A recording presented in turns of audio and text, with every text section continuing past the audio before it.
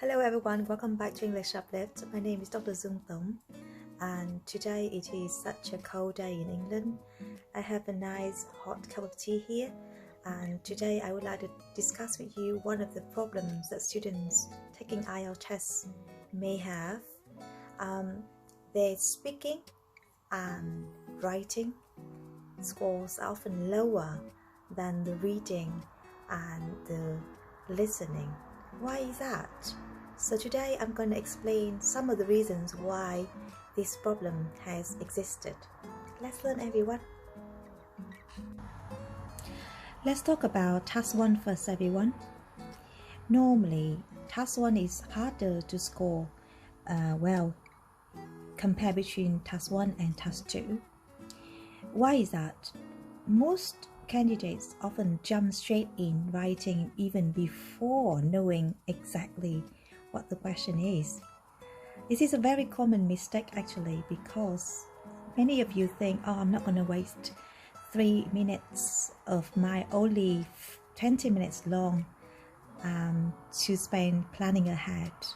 I'm going to go straight in, take advantage of every single second I got in the test to make it the best. This is a very, very wrong idea actually, because if you don't plan ahead, chances you may make mistakes that you start writing even not knowing exactly what you're going to say next.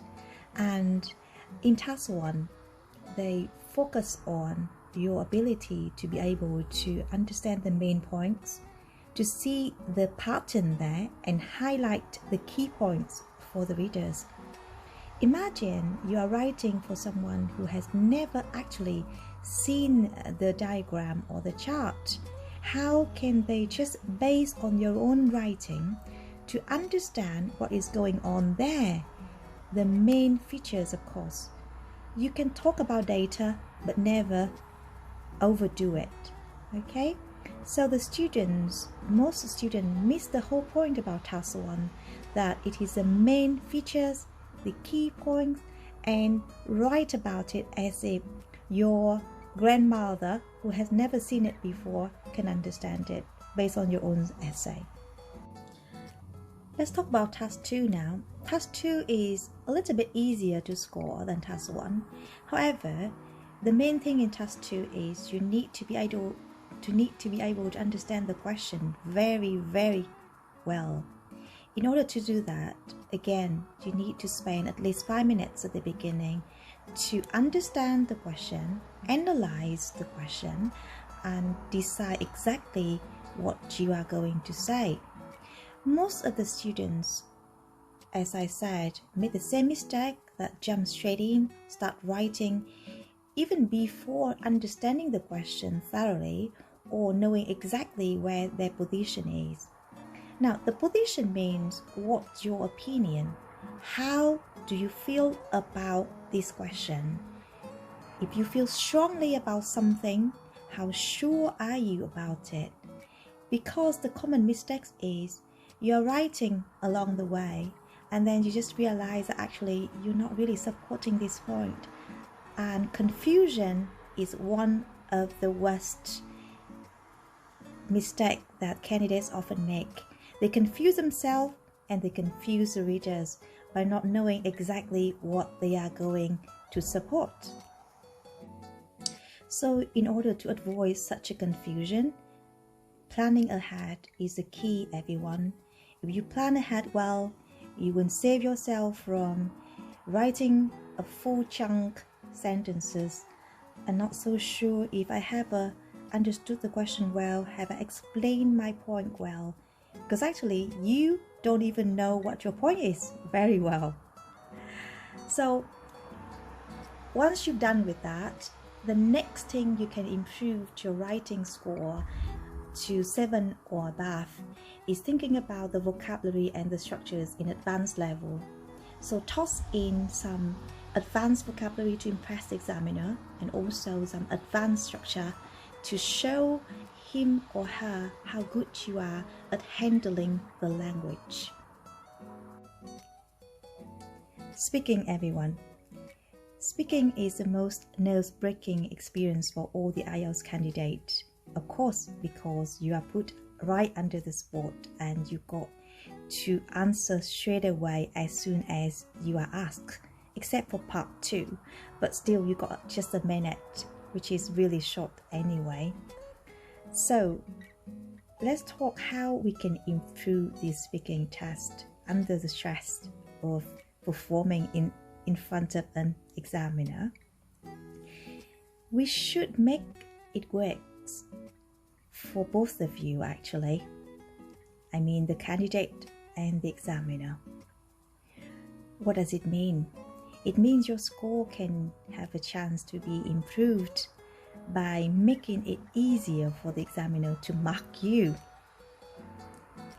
You might laugh, but it's true that if you make it easier for the examiner to mark you, then chances you will have higher score than you make it harder for him or her to mark you. How are you going to do that? Number 1, talk with your natural speed. Don't try to talk too fast. I know sometimes when you're nervous, you tend to talk a little bit faster, but at the same time, you need to practice to be able to talk at natural speed. Imagine you're an examiner and your candidate just like bang, bang, bang in front of you, and it feels like you are being shot by a machine gun.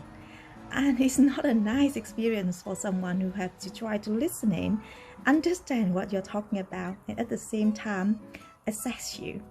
Okay, so make it natural speed. Speak with your natural voice and loud and clear enough, not too loud, but clearly enough for the examiner to understand you. The second point in the speaking test is it is a conversation after all.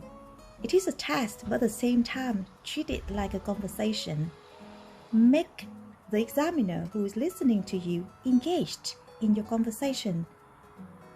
Rather than just, a lot of students make mistakes that because they treat it like a test, they either talk too short, they require you to talk for 2 minutes and you answer only half a minute or maybe just a minute. Too short. The examiner wouldn't be able to understand what you have just said, what your point is. Okay? And second, some other candidates talk too long that they have to stop you, which is alright that they can stop you, but at the same time, when you are stopped by examiner, you feel a bit even nervous. Am I doing okay? Why am I stopped? So make it in the length that you feel comfortable with, like a normal conversations with someone. Explain in details, but not too much. And thirdly, for the speaking, if you speak too long, chances you make mistakes with your pronunciation and you'll be marked down for pronunciation error.